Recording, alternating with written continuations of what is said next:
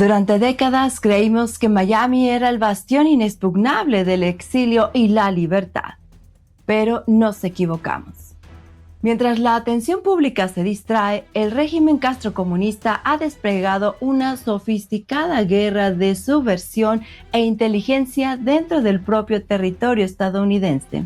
En esta primera entrega de un análisis revelador, nuestro invitado destapa los mecanismos exactos con los que La Habana opera en las sombras del sur de la Florida. Nos acompaña el reconocido politólogo, escritor y director de Patria de Martí, Julio M. Schilling. Soy su anfitriona, Jen García, y esto es Líderes del Mundo Hispano de The Epoch Times en español. Periodismo independiente. Comenzamos.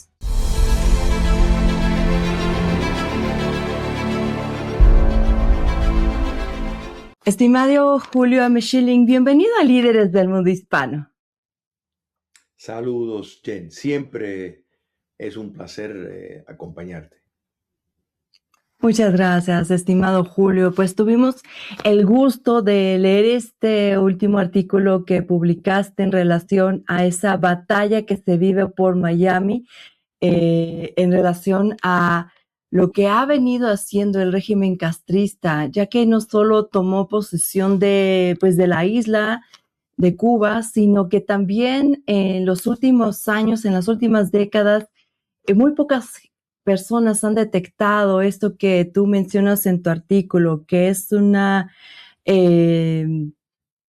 batalla por tomar el control ideológico de Miami y vender esta ideología del castrocomunismo con esta ilusión, con este sueño, nuevamente, sobre todo en las nuevas generaciones. ¿Podrías profundizar un poco más al respecto, Julio, para que la audiencia pueda comprender a profundidad lo que se está viviendo hoy en Miami?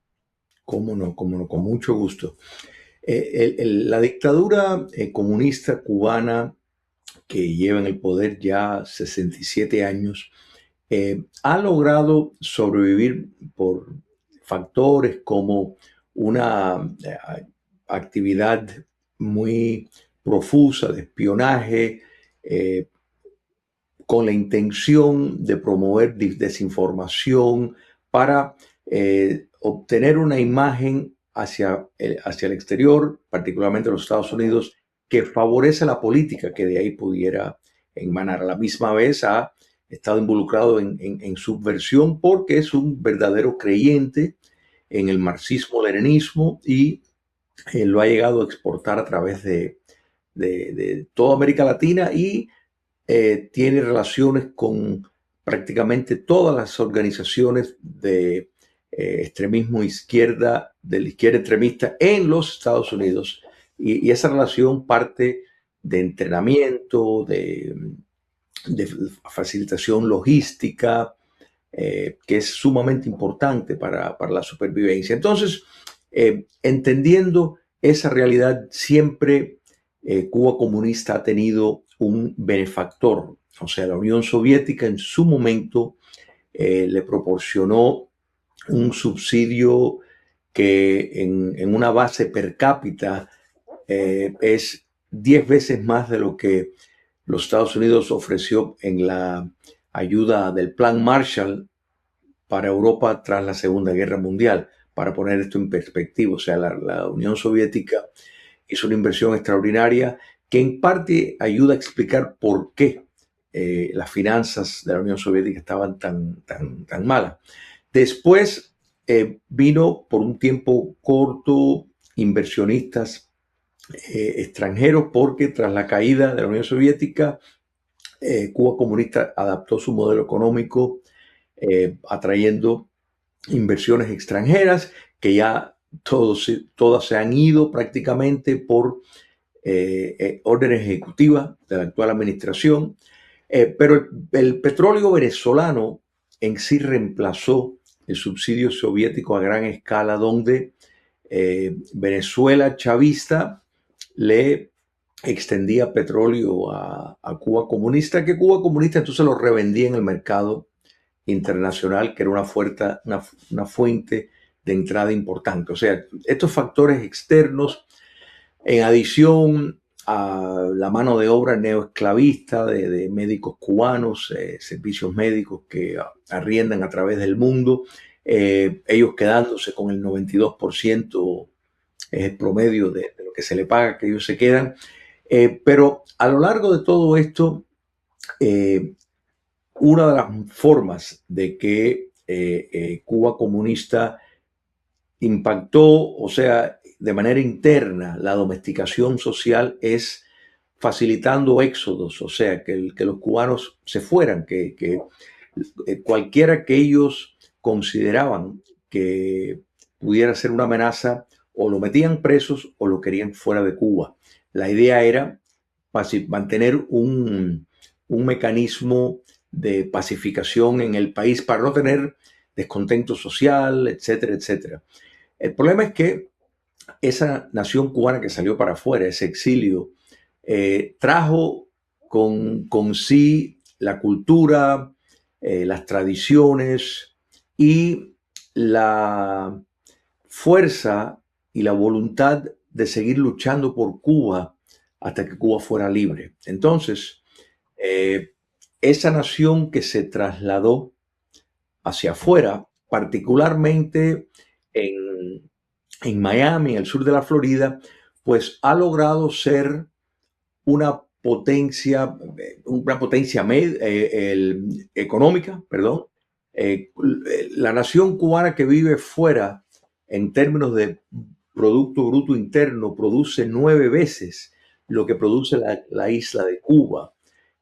Tienes una clase política cubano y cubano-americana de alto perfil y de alto peso. No tenemos que ir más lejos que el secretario de Estado y asesor de seguridad nacional, que es probablemente el puesto después del presidente en este momento de más poder en los Estados Unidos, que lo tiene un cubano-americano, Marco Rubio. Entonces, quiere decir que a medida que pasaron los 67 años y los continuos éxodos, porque el 11 de julio del 2021, una de las respuestas de la dictadura cubana para tratar de evitar más y mayores descontentos y mayores protestas fue facilitar que los cubanos salieran de la isla. Y ellos apostaban que esos cubanos que salían, pues de alguna manera, ya que habían crecido en Cuba, pues iban a olvidarse de insistir en que Cuba fuera una democracia, de que simplemente vivieran en el exterior, mandaran remesas a la isla y fueran indiferentes a la vida política en Cuba intramuros. Sin embargo, eso no ha sido el caso. Eso no ha sido el caso. O sea, la nación cubana que vive fuera sigue insistiendo que meras modificaciones económicas no son suficientes, que el problema es político, que el problema es sistémico, o sea que hay que producir un cambio de sistema en Cuba. Entonces, ya el castrocomunismo no tiene un imperio como el soviético que lo vaya a subsidiar, el petróleo chavista ya no va a llegar, ya no hay ninguna potencia, porque China no está dispuesta a financiar la dictadura cubana en la proporción que requiere, como lo hizo la Unión Soviética. O sea, ellos aprendieron que eso, más allá de que ellos tienen una relación muy estrecha con el castrismo, igual que Rusia, e igual que Irán, ninguno de estos tres actores están interesados en financiarlo porque tienen sus propios problemas con que lidiar y no están dispuestos a hacerlo. Entonces, ¿qué es lo que le queda a la dictadura castrista? Tener un acercamiento con los Estados Unidos en los términos que ellos quieren. ¿Y cuáles son esos términos? Bueno, que no se metan en lo político y que le dejan que Cuba comunista siga siendo una dictadura. El problema es que ya los Estados Unidos se ha dado, o sea, no es que se ha dado cuenta, desde hace tiempo lo saben, pero ya lo han anunciado de manera pública, de que Cuba comunista no solo es un régimen que viola los derechos humanos más elementales y que oprime a su pueblo, sino que exporta la subversión al exterior, incluyendo los Estados Unidos. Y esto es un problema para los Estados Unidos. Pero Miami, las dos ciudades en el mundo con más cubanos es La Habana y Miami.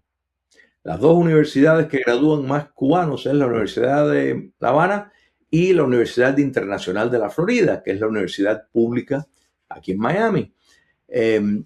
Entonces tienes dos ciudades, una, La Habana, que se ha ido destruyendo desde 1959, y la otra, Miami, que ha crecido de una manera geométrica al punto de que es hoy en práctica la capital de América Latina. Entonces, ese Miami, la dictadura castrista necesita, igual que tiene una fórmula para domesticar la población interna, ahí lo hace por medio de la represión, por medio del terrorismo de Estado. Sin embargo, la nación cubana que vive fuera, que es el factor principal que impide que los Estados Unidos tome el curso que tomó con China o con Vietnam. Y eso es porque la nación cubana que vive fuera constantemente ha llevado a cabo campañas de concienciación y ha logrado mantener bien informado a el occidente, pero particularmente a los Estados Unidos, de la realidad de Cuba comunista. Entonces es un grave impedimento a los objetivos de la dictadura castrista de supervivencia, porque tienes esa nación cubana que tiene enorme influencia política, insistiendo que el problema es político y hasta que no se resuelve el problema político, nada funciona. Entonces, hay una batalla que no comenzó ahora, desde la caída del comunismo soviético empezó, pero ha ido en incremento, una batalla para tratar de, fuera de Cuba, en Miami, de blanquear los crímenes de lesa humanidad, de promover una indiferencia en el aspecto político. O sea, no hay nada más que ellos quisieran que los cubanos que viven fuera, de nuevo, representado por Miami, que es la capital del exilio cubano, que aceptar y diría, bueno, ya, vamos a olvidarnos de lo político y vamos a vivir y dejar vivir. Pero eso no ha ocurrido y no va a ocurrir porque si algo los cubanos que salieron fuera aprendieron a verdaderamente amar y apreciar de vivir en libertad, es eso, el tesoro que es vivir en un país democrático, de poder tener libertad de expresión, una sociedad abierta, y lo económico es simplemente una extensión de ese sistema sociopolítico. Entonces, eso, la condición de ser uno exiliado, de haber salido de Cuba por condiciones políticas, se ha mantenido firme generación tras generación. O sea, no hemos visto una quiebra de eso. O sea, la inmensa mayoría de los cubanos que viven fuera apoyan el embargo contra la dictadura, apoyan la política de los Estados Unidos de privar al castrocomunismo de recursos para que siga reprimiendo.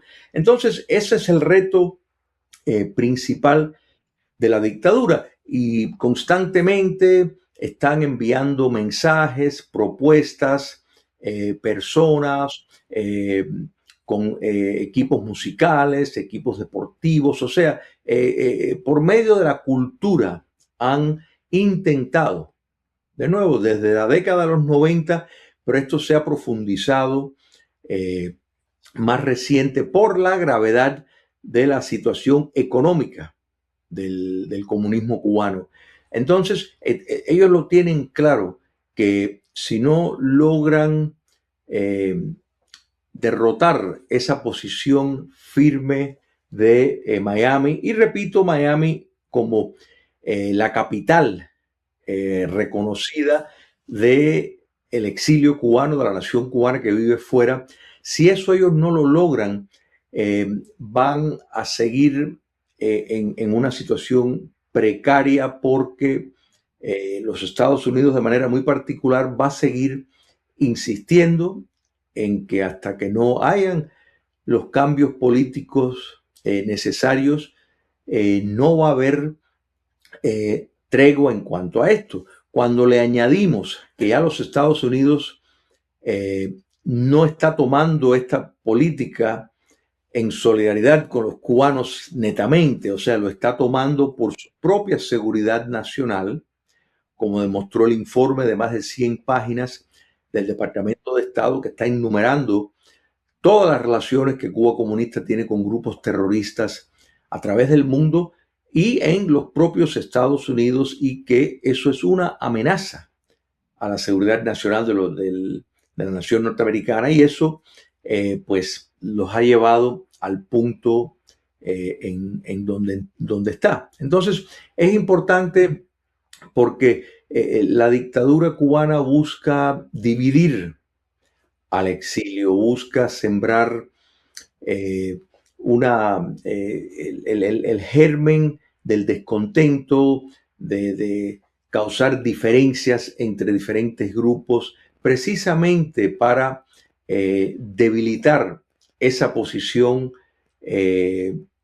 prácticamente monolítica de que los cubanos que viven fuera podrán discrepar entre la mejor fórmula para llegar a la libertad en Cuba, pero todos prácticamente entienden de que el problema es la dictadura castrista, y es la dictadura castrista la que tiene que irse, y en esa unión a favor del sistema democrático es el grave problema del castrocomunismo y lo que busca para que los Estados Unidos, porque la cuenta que ellos sacan es que si los cubanos que viven fuera les fuera indiferente lo de Cuba, pues entonces ya los intereses que la dictadura castrista tiene en los Estados Unidos, porque tienen relaciones con políticos, tienen cabilderos constantemente hablando a favor de ellos, de que levanten el embargo,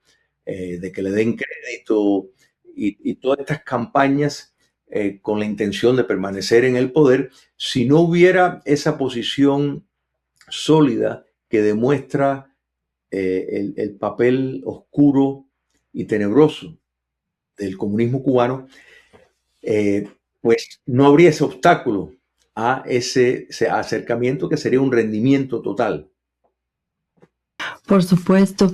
En esto que nos has compartido, Julio, se identifican algunos mecanismos muy puntuales. ¿Podrías compartir con nuestra audiencia justamente eso que tú has identificado de manera muy clara? ¿Cómo actúa este régimen castrocomunista para poder ir penetrando esta, pues ahora sí que la mente de los americanos, y en particularmente pues esta diáspora cubana, ¿no? Que todavía algunos pues de las generaciones anteriores están muy claros de la situación, pero nuevas generaciones todavía están tratando de encontrar la verdad detrás de todo lo que escuchan a su alrededor, y probablemente pues terminan siendo atraídos por estos mecanismos. ¿Nos puedes compartir al respecto, Julio?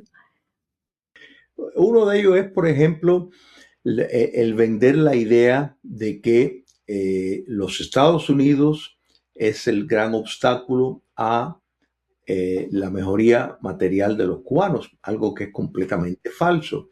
Pero desde hace tiempo el estar trabajando para que levantaran el embargo y que los cubanos que viven fuera pues puedan invertir en Cuba, como hicieron chinos que vivían fuera de China cuando China comunista modificó su modelo económico.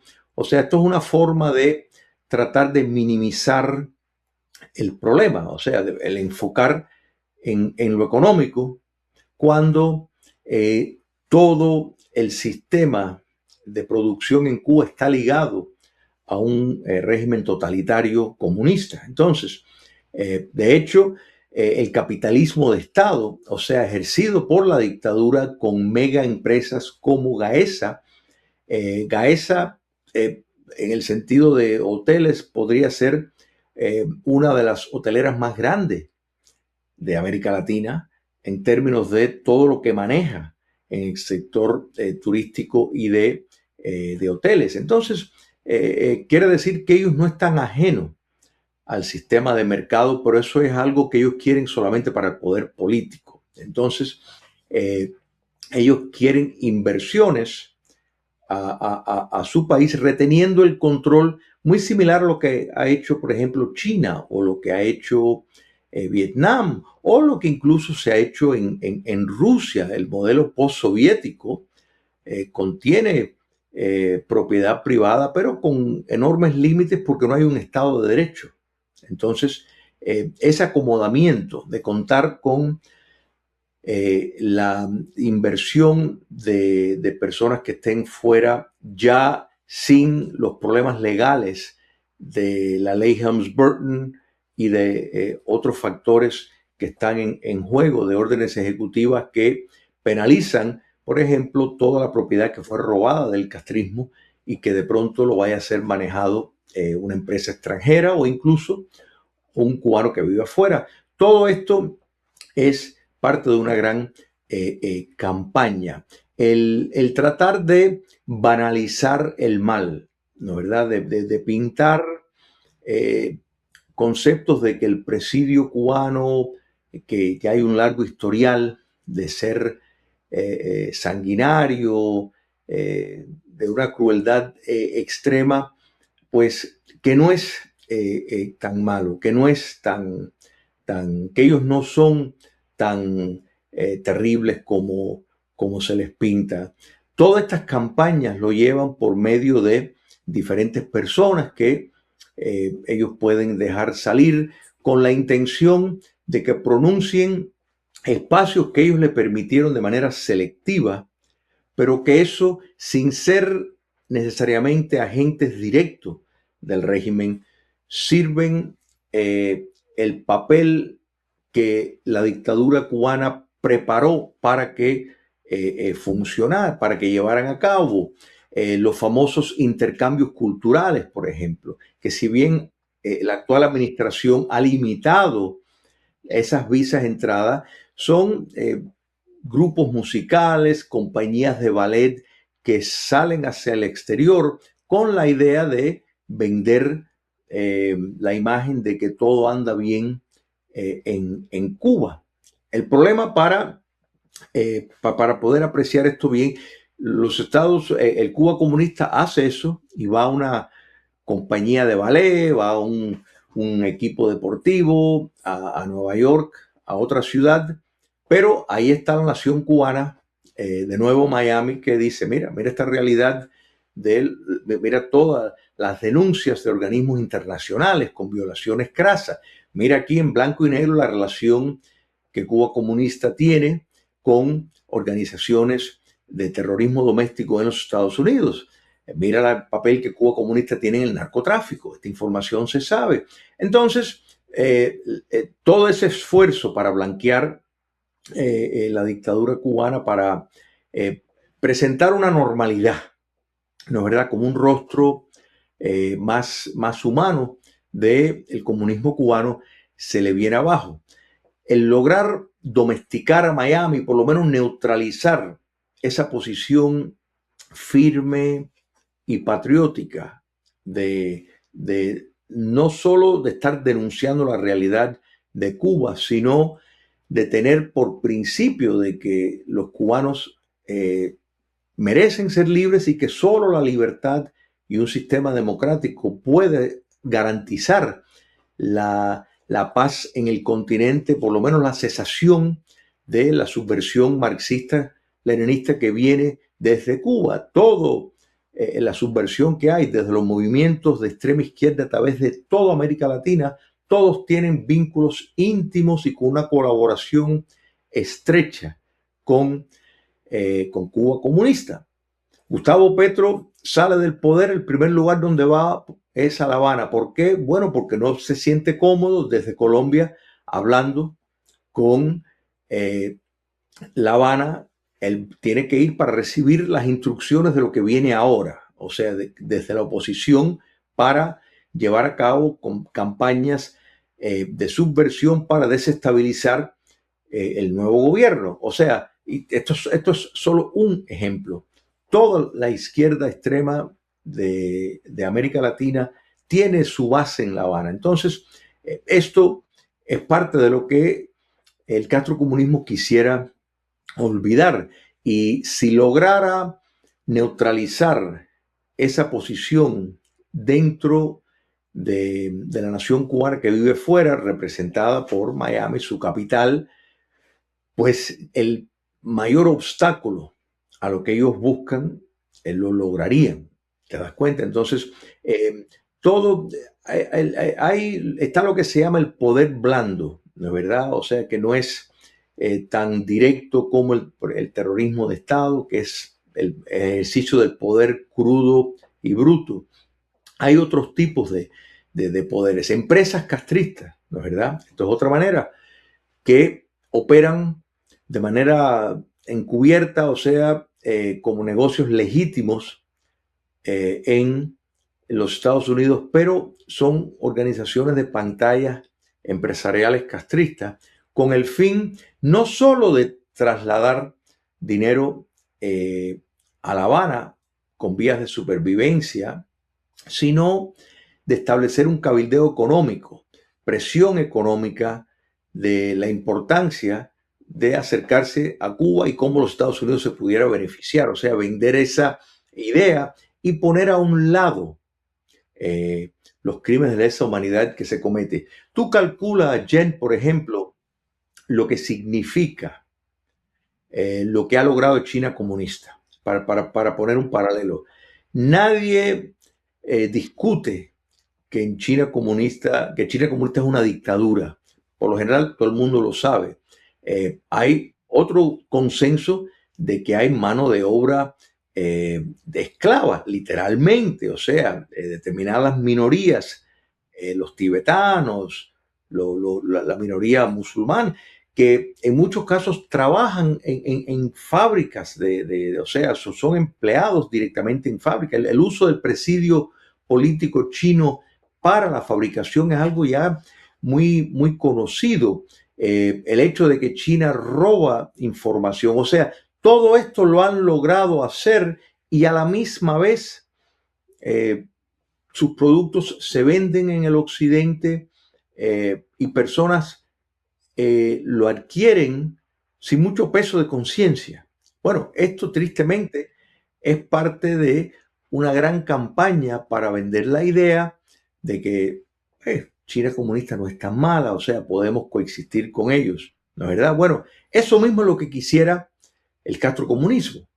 El problema es que, de nuevo, no encontró la colaboración que China fuera de su territorio encontró, China comunista me refiero. El castrocomunismo no lo ha logrado.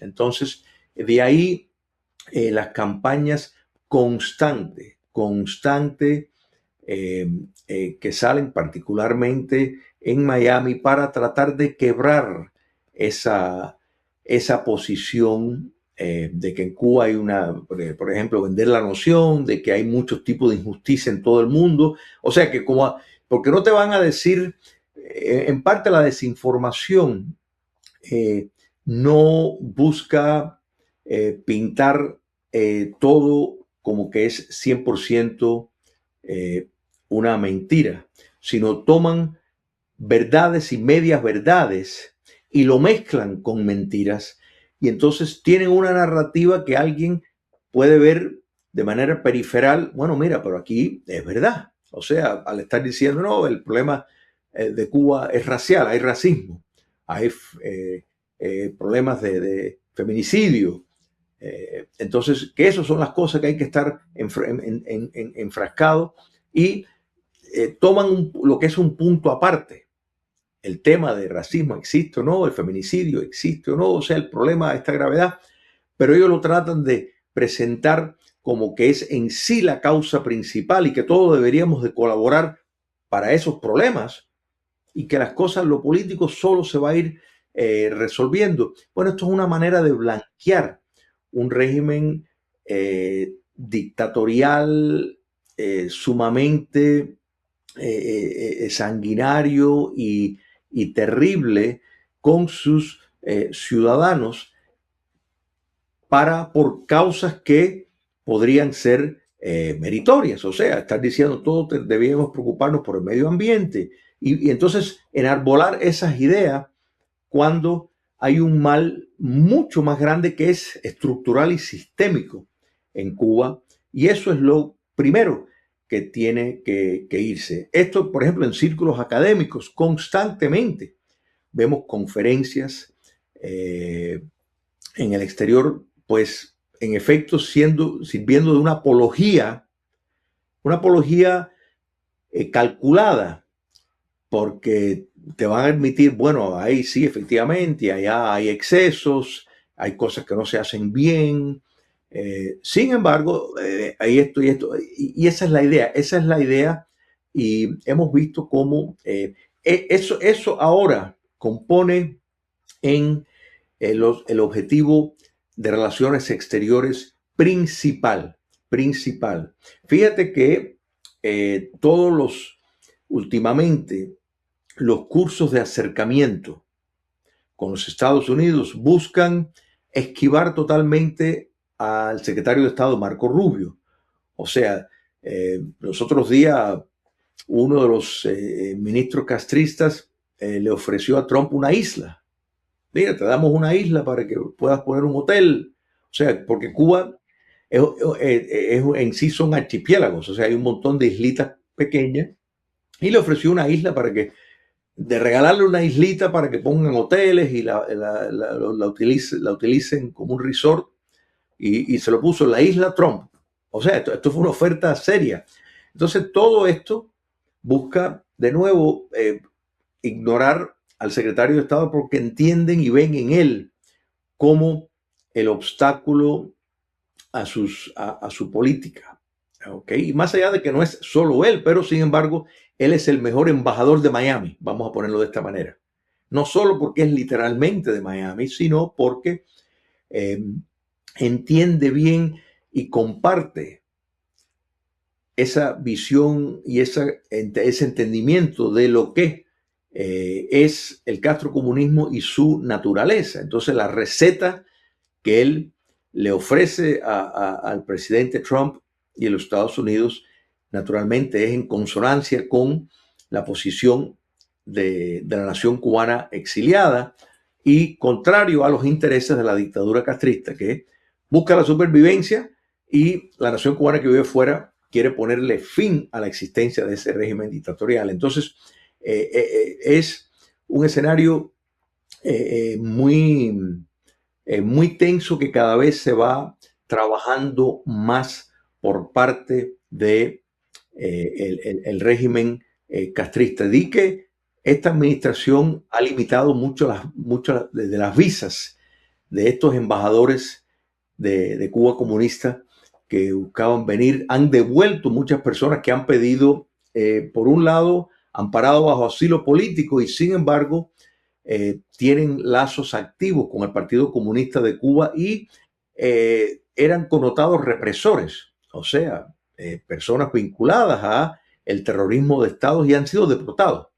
Que esto es algo que no se hacía antes, pero gracias a la tecnología y el testimonio de muchos cubanos que reconocen tal persona como un represor de las cárceles, tal persona como incluso pilotos que formó parte del asesinato de civiles estadounidenses en las avionetas de Hermanos al Rescate, fue reconocido, fue llevado a la cárcel y próximamente está en vías de ser deportado a Cuba, porque mintió al entrar, porque dijo que era perseguido político en Cuba, cosa que no es cierto, es parte de la estructura del poder. Pero personas como eso es representativo de la idea de tratar de llevar a cabo una emigración leal, o sea, de poder colonizar dentro de esa nación cubana que vive fuera exiliada, con personas que claramente están identificadas con el régimen y tienen el propósito expreso de, de combatir eso. Eso antes tampoco se veía. O sea, normalmente esa emigración leal iba hacia otras partes donde habían más cubanos, menos cubanos, como Denver, como Tampa, eh, pero ahora están llegando directamente a Miami, comprando empresas y operando como si fueran empresarios cualquiera, cuando son personas que tienen de nuevo vínculos con la dictadura cubana. Muchísimas gracias, estimado Julio, por habernos acompañado el día de hoy. Gracias a ti, Jen. Siempre a tu disposición. Julio, la forma en que desglosas estas redes de inteligencia es alarmante y absolutamente esclarecedora. Muchas gracias por revelar lo que pocos se atreven a nombrar. A ustedes, nuestra querida audiencia que nos acompaña, muchas gracias por buscar la verdad y el análisis a profundidad. Si este contenido les abrió los ojos, apóyennos con su me gusta y suscríbanse para no perderse la continuación. Nuestra querida audiencia, por la importancia de esta entrevista con Julio M. Schilling, este sábado no tendremos noticiero habitual. En su lugar, estrenaremos la parte 2 de este especial sin censura. No se la pierdan. Porque esto solo es la mitad de la historia, porque la infiltración es real. Pero ¿quién le está pagando? Está el propio exilio, financiando involuntariamente al régimen. O peor aún, ¿por qué la juventud en Estados Unidos abraza ideas de las que otros tuvieron que huir? La respuesta está en la parte 2. Soy su anfitriona Jen García y esto fue Líderes del Mundo Hispano de The Epoch Times en español, periodismo independiente. Hasta la próxima.